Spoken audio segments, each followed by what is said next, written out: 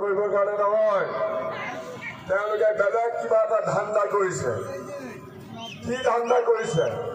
ধান্দাটো এইটোৱে যে তেওঁলোকে 400 জন বিচাৰিছে। তাৰ ধান্দাটো তেওঁলোকৰ উদ্দেশ্য হ'ল যে মহাত্মা গান্ধীয়ে যিখন মহাত্মা গান্ধীৰ নিৰ্দেশত বি.আৰ. আম্বেদকাৰৰ নেতৃত্বত আমাৰ দেশৰ 386 জন গুণী জ্ঞানী লোকে, তাৰ মাজত হিন্দু, মুছলমান, খ্ৰীষ্টান, জৈন চব আছে।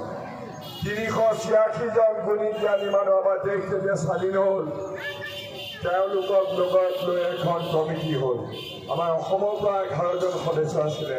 গোপীনাথ বৰদলৈ আছিলে, ছাৰ ছাদুল্লাহ আছিলে, কেপ্টেইন উইলিয়ামছন শৰ্মা আছিলে, ভীমবৰ দেউৰী আছিলে। এনেকুৱা গুণী জ্ঞানী ব্যক্তিসকলে দিল্লীত গৈ 3 বছৰ